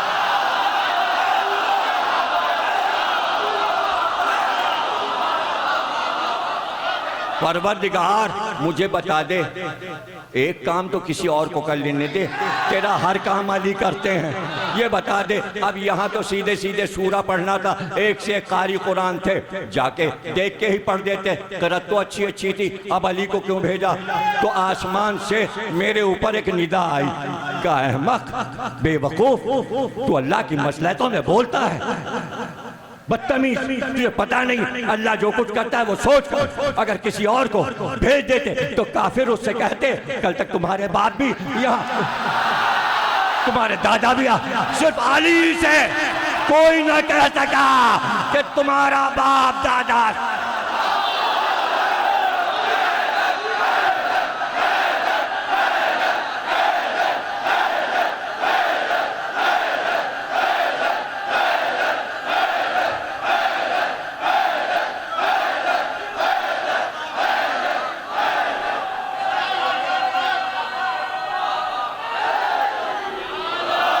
बस भाई तमीद यहाँ पे रुक रही है, और कल इंशाल्लाह जहाँ पे छोड़ा है वहीं से सुलेमान पर गुफ्तगू शुरू होगी। मौला कायनात फरमाते हैं कि चौथी फजीलत मेरी ये है कि मैं इस्लाम पर पैदा हुआ और ईमान पर पैदा हुआ, और जिस वक्त नबी ने ऐलान किया इस्लाम और ईमान मेरे पास था। और पांचवी फजीलत मेरी ये है कि रसूल खुदा ने मुझसे फरमाया, आय अली तुम्हारी मुझसे ऐसी निस्बत है जैसे हजरत हारून की हजरत मूसा से, मगर ये कि मेरे बाद कोई नबी नहीं होगा। छठी फजीलत ये है कि मैं सबसे आखिर में रसूल खुदा से जुदा हुआ और उनको कब्र में उतारा। सातवीं फजीलत यह है कि जब रसूल खुदा गार की तरफ रवाना हुए थे तो मुझे अपने बिस्तर पे सुलाया था और अपनी चादर ओढ़ाई थी। जब मुश्रिकीन आए, अब ये कोई और नहीं जो आप मजलिस के नुक्तों पे एतराज करते हैं कि जब हम ये कहते हैं कि काफिर ये समझे रसूल अल्लाह सो रहे हैं, नहीं, ये अली खुद कह रहे हैं। अली फरमाते हैं कि अपनी चादर रसूल अल्लाह ने शब हिजरत मुझे उड़ाई, जब मुश्रिकीन आए तो उन्होंने मुझे रसूल खुदा समझ लिया, मुझे रसूल खुदा समझ लिया, इसलिए कि मैं उनकी चादर ओढ़े हुए सो रहा था, और मुझे बेदार करके कहने लगे तुम्हारा साथी कहाँ है। मौला अली ने बात साफ कर दी। लोग कहते शबे हिजरत रसूल का कोई साथी था, काफिरों को पता है अली के अलावा रसूल का कोई साथी नहीं है। एक साथी है रसूल का जो बचपन से रसूल के साथ है। अली से पूछा तुम्हारा साथी का है? मैंने कहा अपने काम से गए होंगे। वो लोग कहने लगे अगर वो भागे होते, देखिए दलील मौला अली फरमा रहे। काफिर कहने लगे कि अगर वो भागे होते तो ये भी उनके साथ भाग गया होता। अली को इसलिए छोड़ा था ताकि कोई ये ना कह सके नबी भाग गया। तो अली किसे कहते हैं? जो नबी की शान को बरकरार रखे, उसका नाम अली है। इसलिए अली की फजीलतें पढ़ते रहो मिंबरों से। आठवीं फजीलत मेरी यह है कि रसूल खुदा ने मुझे इल्म के 1000 बाब तालीम किए कि हर एक से 1000 मैंने खोले, नीज मेरे अलावा ये इल्म किसी को रसूल अल्लाह ने तालीम नहीं फरमाया। रसूल के इल्म के तन्हा वारिस मौला कायनात। नवी फजीलत कहते हैं यह है कि रसूल खुदा ने मुझसे फरमाया, आय अली जिस पर अल्लाह अव्वलीनों आखरीन को मशहूर करेगा तो अंबिया के मेंबरों के ऊपर मेरे लिए एक मेंबर नस्ब किया जाएगा। यानी सारे अंबिया को एक एक मेंबर मिलेगा। मैदान महशर में अव्वलीन व आखरीन सब जमा होंगे और अंबिया को एक एक मेंबर मिलेगा और वो सिर्फ तशरीफ फरमा होंगे। सरकार फरमाते हैं मेरा मेंबर सबके ऊपर होगा। अली फरमा रहे, रसूलुल्लाह कहते हैं सबके ऊपर मेरा मेंबर नस्ब कर और औसिया के मेंबरों के ऊपर तुम्हारे लिए एक मेंबर नस्ब किया जाएगा, बस तुम उस पर मेंबर पर चढ़ोगे। 10वीं फजीलत यह है कि मैंने रसूल खुदा को ये फरमाते सुना, आए अली क़यामत के दिन मुझे कोई चीज़ अता नहीं की जाएगी, कोई चीज़ अता नहीं की जाएगी, कोई चीज अता नहीं की जाएगी मगर ये कि मैंने तुम्हारे लिए भी उस जैसी चीज की अल्लाह से दरख्वास्त कर दी। नहीं समझे? यानी रसूल बता रहे हैं मेराज में गुफ्तगू हुई है। रवायत देखिए, ये तो हदीस है रसूल अल्लाह की। जब पूरी रवायत आप पढ़ेंगे पता चलेगा, जब अल्लाह ने कहा हम तुम्हें महशर में ये अता करेंगे, तो रसूल अल्लाह ने कहा ये तमाम चीजें जो तू मुझे देने वाला है ये सब मुझे अली के लिए भी चाहिए। अरे जल मारो, चल लो ना हसद, मोहब्बत हो तो ऐसी। तू मुझे अता कर रहा है भाई, यही चीजें जो अब ये जो में मुझे बता दो नबी को क्या क्या मिलने वाला है, फेरिस बना के ले आओ और हुदूद मुकर्रर कर लो महशर में नबी को क्या क्या मिलने वाला है। मैं तो नहीं पूछूंगा क्या क्या मिलने वाला है, और तुम फेरिस बना के भी लाओगे जब भी मैं कहूँगा कि अच्छा बना लाए फेरिस, वो बना लिया ना, ये सब अली को भी मिलेगा।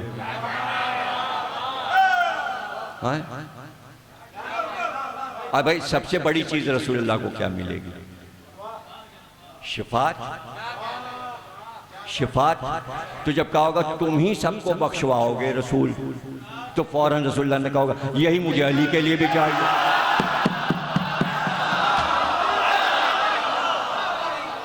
अच्छा देखिए, हक दोनों के पास है शिफात का, रसूलुल्लाह के पास भी और अली के पास भी बराबर है ना दोनों।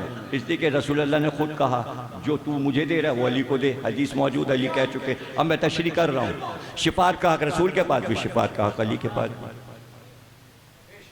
और सारे अंबिया को भी रसूलुल्लाह के पास आना पड़ेगा कि हमारी उम्मत, हमारी उम्मत।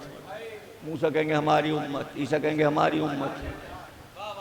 रसूलुल्लाह आपके इज़्न के बगैर हम भी कुछ नहीं कह सकते डायरेक्ट, इसलिए कि आपको इज़्न मिला है शिफात का, तो रसूलुल्लाह ऐसे करके देखिए और क्या कहें, जाओ अली के पास। हल्के पड़ गए, हल्के पड़ गए, इसलिए कि ईमान का इम्तिहान अली के जरिए। कोई अगर ये समझा बैठा है कि रसूलुल्लाह देखते आओ आओ आओ, ना ना ना ना, रसूलुल्लाह सबको देख के अली के पास जाओ, अली के पास जाओ। अभी आगे हदीस आ रही है जिसमें रसूलुल्लाह फरमाएंगे अली से कि महशर में अली तुम्हारी जिम्मेदारियां क्या हैं। अभी आप सुनिएगा आगे। 11वीं फजीलत यह है कि मैंने रसूल खुदा को फरमाते सुना, आए अली तुम मेरे भाई हो और मैं तुम्हारा भाई हूँ, तुम्हारा हाथ मेरे हाथ में होगा यहाँ तक कि हम तुम जन्नत में दाखिल होंगे। यानी ये भी रसूल अल्लाह को मंजूर नहीं कि मैं आगे चल के पहले दाखिल हूँ, दोनों भाई साथ, महशर में साथ, जन्नत में साथ। और इसकी तशरीह कल होगी, इसलिए कि कल दो भाइयों के जिक्र पे तकरीर खत्म होगी। हज़रत औना मोहम्मद का ताबूत बरामद होगा, फिर कुरान मुस्लिम का भी जिक्र होगा दो भाइयों का। तो इन दो भाइयों का हम पहले जिक्र करेंगे, जो दो भाई दावत ज़ुलअशीरा से साथ चले तो साथ ही साथ रहे और महशर तक साथ साथ हैं। वहाँ भी दोनों जुदा नहीं होंगे, एक दूसरे का हाथ नहीं छोड़ेंगे। ये नबी और अली हैं, वहाँ महशर में भी दोनों साथ ही साथ होंगे। उसके बाद आप फरमाते हैं कि 12वीं फजीलत यह है कि मैंने रसूल खुदा को फरमाते सुना, आए अली, मेरी उम्मत में तुम्हारी मिसाल हज़रत नूह की कश्ती की मानंद है कि जो इसमें सवार हो गया वो नजात पा गया, जबकि उससे रूगर्दानी करने वाला गर्क हो जाएगा। जिसने तुम्हें छोड़ दिया वो गर्क हो गया।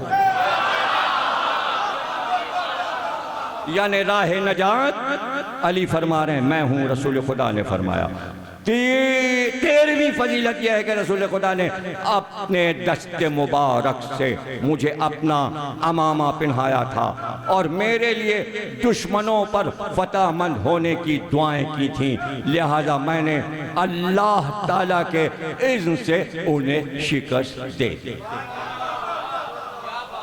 अमामा जो पहना दिया, अमामा मुझे पहना दिया। 4वीं फजीलत यह है कि रसूल खुदा ने मुझे हुक्म दिया कि मैं अपने हाथ उस गोस्फन के थन पर फेरूं कि उसका थन खुश्क हो गया था। लिहाजा मैंने अर्ज़ किया, ऐ अल्लाह के रसूल, बल्कि आप हाथ फेर दें। ये कल मैं तकरीर कर चुका काज़मैन में कि जहाँ पर काम नबी खुद करते तो हो जाता। भाई एक आदमी आया, उसने कहा सरकार हमारे जानवर ने दूध देना छोड़ दिया। सरकार उसके ऊपर हाथ फेर देते, और वो दूध देने लगे।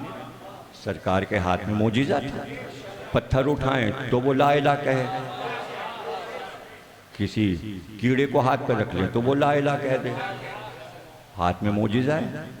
मगर अली फरमा रहे हैं, रसूल अल्लाह ने मुझसे कहा तुम हाथ फेरो।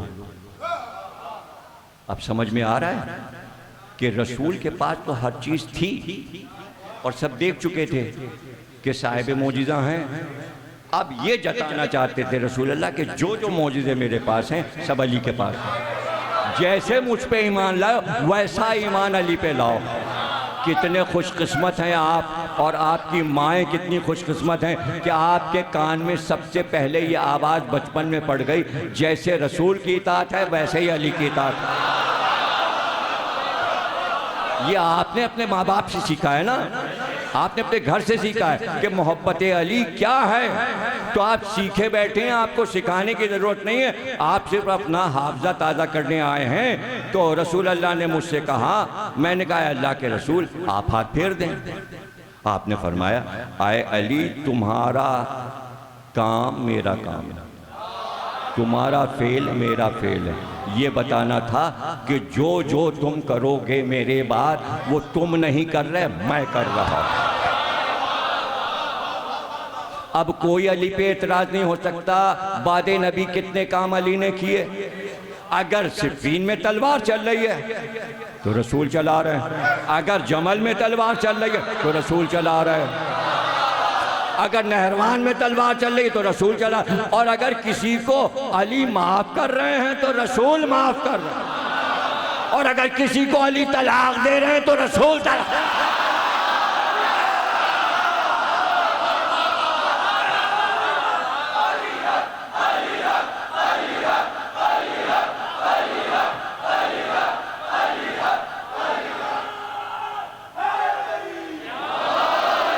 मैंने रसूल के कहने पर हाथ फेरा तो उसके थन से वाफिर मकदार में दूध आने लगा।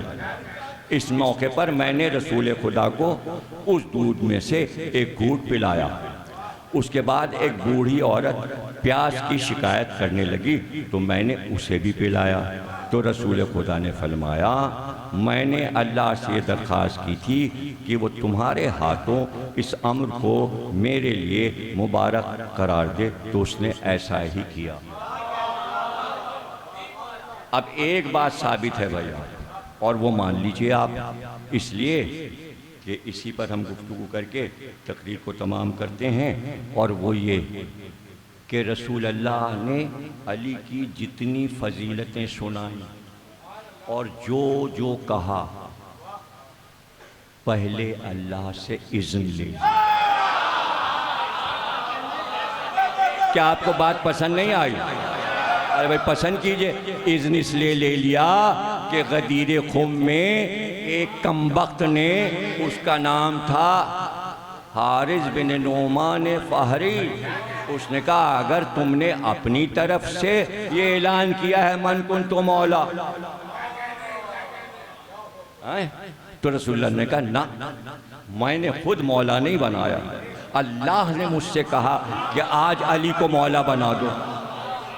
उसने कहा अगर अल्लाह ने किया है, भाई ये सबक है सबके लिए, हर मजहब हर मकतबा फिक्र के लिए, इसको याद रखिए और भूले नहीं, अपनी डायरियों में लिख लीजिए आज जाके जुमला कि अली की किसी फजीलत से इनकार, अली का कुछ नहीं बिगड़ेगा, अल्लाह की तौहीद का इनकार है।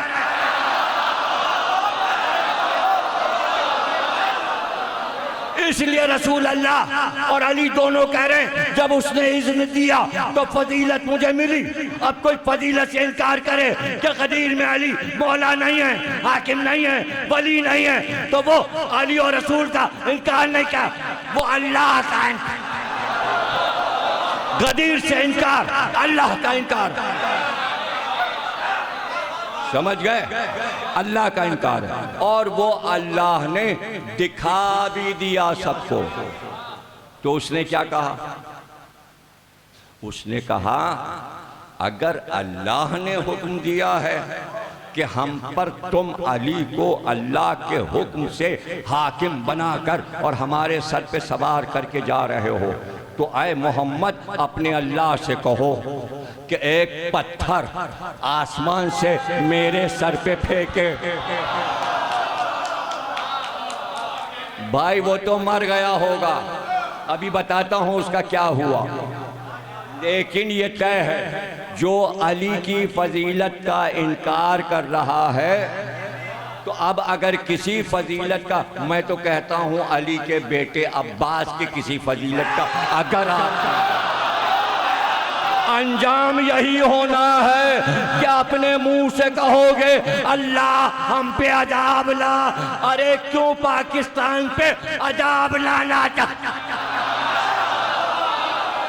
ये हैदर भाई बैठे हैं, इनके छोटे बेटे ने बचपन से मजलिस सुनी, इस वक्त इंचार्ज है जियो टीवी पर, और उसने मेरे साथ एंकर बनकर, मैंने कहा तुम बैठो, मैं किसी के साथ नहीं बैठूंगा, बोल टीवी में 9 को प्रोग्राम आएगा बगैर एडिटिंग के, बोल पूरा प्रोग्राम 9 मुहर्रम को देने जा रहा है, मेरा प्रोग्राम चलेगा। देखिए आज़ादारी पर एक एक चीज मैंने बयान की। उन्होंने पूछा जुलझना क्यों, अलम क्यों, ताबूत क्यों? मैं कहीं मसले का शिकार नहीं हो जाता। क्यों? किसके लिए? किसके लिए मसले? काहे के लिए? सच बोलना है। इसलिए मैं जो कुछ पढ़ रहा हूँ मेरे भाइयों, फेसबुक पे ये बहस की जगह नहीं है। हमने सर्च किया था, फुला चीज नहीं मिली, अहमक, गूगल जो चीज डाल रहा है वो किताब से डाल रहा है, उसके ऊपर वही नहीं आ रही गूगल और फेसबुक पे, वो किताब से चीज डालता है। वहाँ तुम्हें ये रवायतें नहीं मिलेंगी, ये खिसाल तुम्हें वहाँ मिल जाएगी। हाँ, तुम लोड करोगे तब ये किताब आएगी, तो हजरत अब्बास के मोजज़ात वहाँ तलाश करोगे। अब सबको यही हैरत है हजरत अब्बास मुर्दा कैसे जिला देते हैं, तो आ जाना। अगर बहुत शौक है जानने का, 8 मुहर्रम को, सिर्फ ये नहीं पढ़ूंगा, आज ऐलान कर रहा हूँ, 8 मुहर्रम को हजरत अब्बास का ताबूत निकलेगा। यहाँ से शुरू करूँगा कि अल्लाह ये कहता है कि ये सूरह अलम भेज रहा हूँ हबीब, अगर मुर्दा पे पढ़कर फूंक दी जाए तो वो जिंदा हो जाएगा। रसूल अल्लाह ने फरमाया मुर्दे पर, हजरत अली ने फरमाया मुर्दे पर सूरह अलम पढ़कर फूंक दो, वो जिंदा हो जाएगा। अल्लाह ने कहा, रसूल ने कहा, अली ने कहा। पूरी उम्मत मुस्लिमा को कसम है, आज तक किसी ने अमल करके देखा कि किसी मुर्दे पे सूरह अलम पढ़ दे वो जिंदा? यकीन हो तो पढ़े, सूरह अलम पे यकीन हो तो पढ़े। बल्कि अली ने यह फरमाया सिर्फ बिस्मिल्लाहिर्रहमानिर्रहीम कहो। जमल में हाथ कट गया, जवान था 20 साल का, लड़ते लड़ते दुश्मन ने हाथ काट दिया। हाथ उठा के अली के पास लाया, कहा मौला ये हाथ। आपने हाथ लिया, जोड़ा, जुम्बिश हुई, लब को हाथ जुड़ गया। अब खड़ वहां पे रुक गया, हट्टी था ना, जिद्दी। बोला क्या पढ़ लिया आपने? कहा ये मत पूछ, यकीन खत्म हो जाएगा, जा तेरा हाथ जुड़ गया, तुझे से क्या मतलब, क्या पढ़ दिया? कहा नहीं आप बताइए, इतनी जल्दी मेरा हाथ कैसे जुड़ गया? कहा मैंने कहा था बिस्मिल्लाह रहमान रहीम। उसने कहा बस, हाथ कटा और गिर गया। फिर ऐसा ही रहा। जाओ जमल के वाक़े में पढ़ लो, बिस्मिल्लाह के फ़ज़ाइल में ये वाक़या पढ़ लो। तो मैं यहाँ से शुरू करूँगा, किस किस नबी ने मुर्दे जिलाए। फिर कुरान में हज़रत ईसा के बारे में अल्लाह कहता है हमने इज़्न दिया था ईसा को कि वो मुर्दे जिला दें। अब इसी पे बात होगी 8 मुहर्रम को कि किस किस ने मुर्दे जिलाए, और उसके बाद बताएंगे अली ने कितने मुर्दे जिलाए, फिर बताएंगे हुसैन ने कितने मुर्दे जिलाए, फिर बताएंगे इमाम हसन ने कितने मुर्दे जिलाए, फिर बताएंगे ज़ैनुल आबिदीन ने कितने मुर्दे जिलाए। फिर एक एक इमाम, 5वें इमाम, 6वें इमाम, 7वें इमाम, 8वें इमाम, 9वें इमाम, 10वें इमाम और इमाम मेहदी एक एक कब्र पे आएंगे। उठो,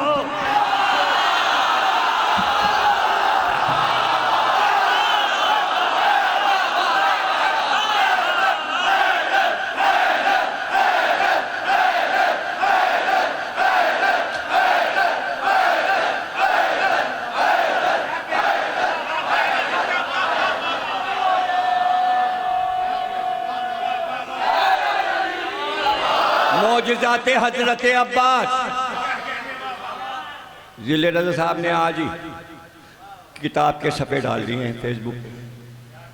अब क्या है, वही मौजज़ा, वैसे कई मौजज़े हजरत अब्बास की किताब में है कि आपके रोज़े में कितने मुर्दे ज़िंदा हो गए। कोशिश करेंगे सारे वाक़े पढ़ें। एक अल्लामा तालिबुर साहब ने भी एक बच्चे का ज़िंदा होना मजलिस में पढ़ा है, वो वाला भी दोहरा दूंगा उनके हवाले, और वो भी लिखा हुआ है। ये 8 को पढ़ूंगा कि अब्बास ने कितने मुर्दे जिलाए, आज कितने जिलाते हैं।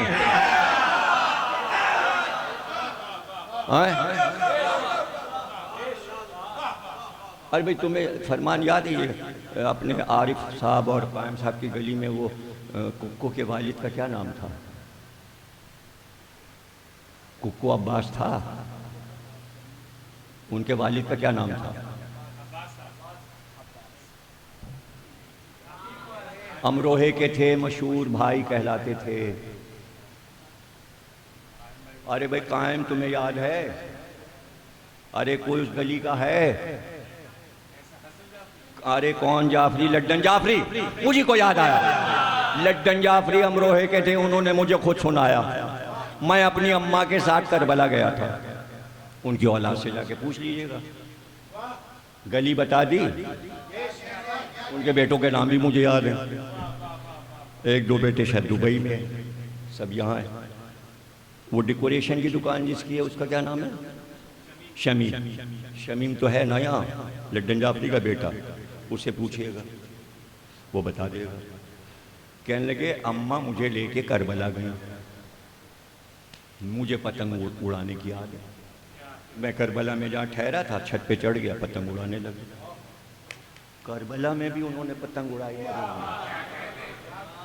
कहने लगे छत से गिरा और मर गया, मर गया, इंतकाल।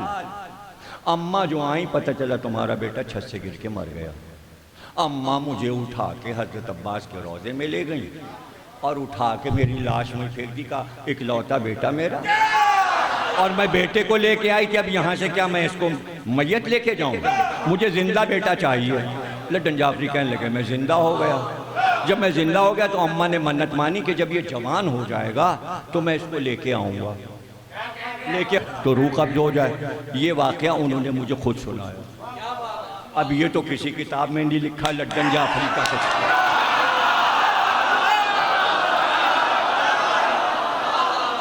हजरत अब्बास ने जिंदा कर दिया उनको, तो इस पे हैरत न करो। वो सारे लोग कैसेट लेके अब्बास कुमैली साहब के पास पहुंच गए। देखिए ज़मीर अख्तर ने क्या पढ़ दिया। कुमैली साहब ने कहा इसमें क्या ऐसा है? हाय हाय, वो जो नुक्ता है वो कोई बयान नहीं कर रहा। चूंकि जो कमा का मातम करते थे वो मर गए और वो जिंदा हो गए। परेशानी ये कमा वाले रजिस्ट्रेशन ले आए अल्लाह के यहाँ से। ये तो होगा, ये तो होगा, ये वादा है अल्लाह का। अज़ादारी आम इंसान का वादा नहीं बल्कि अल्लाह का वादा है। उम्मे सलमा उम्मुल मोमिनीन फरमाती हैं, हज़रत आयशा, हज़रत हफ्सा, हज़रत ज़ैनब, उम्मुल मोमिनीन, 5 हज़रत उम्मे मैमूना, ये 5 बीबियां हैं रसूल की जो इस बात की गवाह हैं कि एक दिन ऐसा हुआ कि रसूल अल्लाह उम्मे सलमा के घर तकलीफ खत्म हो गई। रसूल अल्लाह उम्मे सलमा के घर में आए, फरमाती हैं, मेरे पास आए कि मैं थका हुआ हूँ, मैं इस हुजरे में सोने जा रहा हूँ, किसी को हुजरे में आने ना देना। रसूल अल्लाह हुजरे में चले गए। थोड़ी देर के बाद मैं अपने काम से फुर्सत पा चुकी तो मैंने देखा कि आराम से लेटे हैं, आराम कर रहे हैं। मैं खुश हो गई कि रसूल अल्लाह को आराम मिला। कुछ देर न गुजरी थी कि 4-5 साल का नवासा हुसैन खेलता हुआ मेरे घर में दरवाजे को खोल के दाखिल हुआ और आते ही कहने लगा, नाना है यहाँ, और हुजरे की तरफ बढ़ा। इस हुजरे में मेरे नाना है। मैंने कहा, हुसैन जाना नहीं, वहाँ नाना आराम कर रहे हैं, वहाँ नहीं जाना, वो कह गए यहाँ किसी को आने ना देना। बस ये आवाज़ नानी और नवासे में जो हुई, देखिए रसूल ने नानी सिर्फ एक को कहा है और वो उम्मे सलमा है, बस इसलिए कि वो करबला के वक्त तक मौजूद थी। आशूर के दिन उनका इंतकाल हुआ सन 61 हिजरी में 10 मुहर्रम को। वो 100 साल से ज़्यादा जी। आवाज़ जो बुलंद हुई, रसूलुल्लाह का, उम्मे सलमा क्या हुसैन आया है? मैंने कहा हाँ हाँ रसूल अल्लाह हुसैन है। को उसको नहीं रोको, मैंने सबको मना किया, मेरे हुसैन को आने, मैंने इजाज़त दे दी। हुसैन हुजरे में दरवाज़ा खोल के चले गए। कुछ देर के बाद फिर मैं गई, मैंने हल्का सा दरवाज़ा खोल के देखा तो मैंने ये मंजर देखा कि रसूल अल्लाह लेटे हुए थे, हुसैन रसूल अल्लाह के सीने पे बैठे हुए थे, नाना और नवासे में प्यार की बातें हो रही थी, मुस्कुरा रहे थे रसूल अल्लाह भी और हुसैन भी खुश थे। और खुश हो के मैंने कहा तबीयत बहाल हो गई रसूल अल्लाह की हुसैन को देखकर। मैं इत्मीनान से फिर अपने घर के कामों में लग गई। कुछ देर न गुजरी थी कि मेरे कानों में रोने की आवाज़ आनी हो गई। भाई तकरीर ख़त्म हो गई मेरे कानों में। मुहद्दिस देहलवी ने भी इस वाक़े को लिखा है, जो देवबंदी थे उन्होंने भी अपनी किताब में इस वाक़े को लिखा है। और उसके बाद कहते हैं उम्मे सलमा उस हुजरे के पास गई। अब जो देखा, हुसैन सीने पर सो गए थे, गाफिल सो रहे थे, मगर रसूल अल्लाह का सीधा हाथ ऐसे ज़मीन पे रखा था और मुट्ठी बंद थी। मैंने घबरा के दरवाज़ा खोल दिया और मैं अंदर दाखिल हो गई। मैंने कहा या रसूल अल्लाह, अल्लाह आपको किसी गम में ना रुलाए, अल्लाह आपको किसी गम में ना रुलाए, अल्लाह मेरे मोमिनीन को, मेरे भाइयों को, मेरे अज़ादारों को किसी गम में ना रुलाए। उम्मे सलमा का जुमला है ये कि अल्लाह आपको किसी गम में ना रुलाए। रोने का सबब का अभी हुसैन खेल रहा था, खेलते खेलते मेरे सीने पे सो गया। जिब्रील अमी आए और कहने लगे अल्लाह ये फरमाता है बहुत चाहते हैं आप इस नवासे को, करबला में 3 दिन का भूखा प्यासा इसको ज़िबा किया जाएगा। और उसके बाद जिब्रील ने कहा जहां हुसैन को ज़िबा किया जाएगा उस ज़मीन का नाम करबला है। वहाँ की मिट्टी जिब्रील ने लाकर मेरे हाथ पे रख दी। मैंने जब उसको सूंघा तो हुसैन की खुशबू आती है। उम्मे सलमा ये मेरे हाथ में करबला की मिट्टी है। जियो सलामत रहो हुसैन के रोने वालों, बस हुसैन के गम में रो और कोई गम तुम्हें ना मिले। एक बार रसूल अल्लाह ने उम्मे सलमा को करीब बुलाया, कहा आओ मेरे पास आओ। उम्मे सलमा मेरे बाद सबसे आखिर में तुम वफात पाओगी, सारी बीवियां इंतकाल कर जाएंगी लेकिन तुम सबसे आखिर में, और वाक़ई करबला तुम्हारे दौर में होगा, तुम्हारे सामने होगा। इसलिए ये खाक मैं अमानत तुमको देता हूँ। लाओ हाथ लाओ। उम्मे सलमा ने करबला की खाक अपने हाथ पे ले ली कांपते हुए हाथों से, और रसूल अल्लाह ने कहा इसको हिफाजत से रखना। बस उम्मे सलमा याद रखना हुसैन इराक़ जाएगा, जब वो चला जाए तो इस मिट्टी को देखती रहना। ये मिट्टी उस दिन खून हो जाएगी, मिट्टी नहीं रहेगी, ये खून हो जाएगी। बस समझ जाना मेरा हुसैन मार डाला गया। उम्मे सलमा कहती हैं एक शीशे में मैंने वो मिट्टी रखी और अपने हुजरे में एक ताक में मैंने वो शीशा रख दिया, उसके ऊपर मैंने काला पर्दा डाल दिया। यहाँ तक के रसूल की 11 हिजरी में वफ़ात हुई, उसी हिजरी में जनाब फ़ातिमा की वफ़ात हो गई। फिर उसके बाद हज़रत अली की वफ़ात हो गई 40 हिजरी में। 50 हिजरी में इमाम हसन की शहादत हो गई। यहाँ तक के 50 हिजरी के बाद 60 हिजरी आ गई। 28 रजब 60 हिजरी को मुझे पता चला हुसैन पूरे घर को लेकर इराक़ जा रहे हैं। मैं अपने आसा के सहारे वहाँ पहुँची और मैंने पहुँच कर कहा हुसैन इराक़ ना जाओ मेरे लाल, मैंने तुम्हारे नाना से सुना है कि वहाँ तुम्हारा पूरा ख़ानदान कत्ल कर दिया जाएगा। बेटा इराक़ ना जाओ, मैंने सुना है वहाँ सैदानियों की चादर छिनेगी, बेटा वहाँ ना जाना। हुसैन ने कहा नानी आपको तो नाना एक मिट्टी दे गए हैं, आपको तो सब बता गए हैं, ये तो वादा है, ये वादा है, नानी जाना है। कैसे रो रो कर उम्मे सलमा ने पूरे ख़ानदान को अलविदा कहा। पर चलते वक्त हुसैन ने इतना कहा नानी ज़रा सुगरा का ख्याल रखिएगा, कभी सुगरा को तन्हा ना छोड़िएगा, अकेले घर में बहुत घबराएगी। फिर आवाज़ दी मादर अब्बास को, अय मादर गिरामी उम्मुल बनीन ज़रा सुगरा का ख्याल रखिएगा, ये अकेली ना रहे। अरे असगर से खेलती थी, इसका भाई अकबर कासिम सबको देख देख के जीती थी, आप इसके साथ रहिएगा। हो गई तकरीर। उम्मे सलमा कहती हैं हुसैन रजब की आखिरी तारीख में सितारे, रजब, शाबान, रमज़ान, ईद, बकरीद, खाली बकरीद, यहाँ तक के मुहर्रम आ गया। मुहर्रम का चाँद हुआ तो मेरा दिल उलटने लगा। मुहर्रम का चाँद देखकर मुझे खुशी नहीं हुई, मुझ पे गमतारी हो गया। बस फिर जब मैं परेशान हुई तो पहली मुहर्रम से मैं ज़ोहर की नमाज़ पढ़कर, ज़ोहरैन की नमाज़ पढ़कर, इसलिए कि रसूल अल्लाह ने फरमाया था कि असर का वक्त आएगा तो वही वक्त हुसैन की शहादत का होगा। मैं ज़ोहर और असर पढ़कर 2 बार ताक के पास जाती और जाकर पर्दा हटाती और उस खाके शिफा को देखती, करबला की मिट्टी को देखती। यहाँ तक के जब 7 तारीख आई तो अब मैंने जो पानी पिया तो मेरे गले में पानी अटक गया।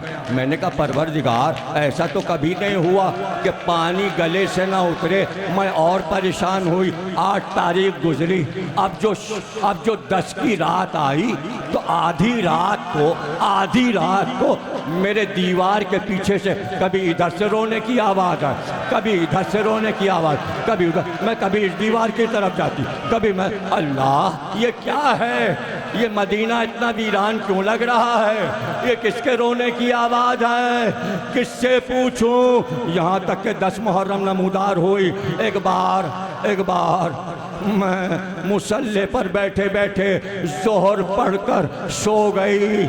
जाने कब तक मेरी आँख लगी, मैंने ख्वाब में देखा कि रसूल अल्लाह आए, सर पे मिट्टी पड़ी, जुल्फ़ें उलझी हुई, हाथ में एक शीशा था, उसमें लहू उछल रहा था। मैंने कहा या रसूल अल्लाह आपको कभी ऐसा नहीं देखा, क्या आपके बालों पे खाक हो, ये हाथ में लहू कैसा है। अरे उम्मे सलमा तुम सो रही हो, मेरे बच्चे मारे गए, मेरे बच्चों को मार डाला। मैं घबरा के उठी, पर्दा हटाया, मैंने देखा अब वहाँ मिट्टी नहीं थी, खाके शिफा की जगह लहू था। जोश मारा,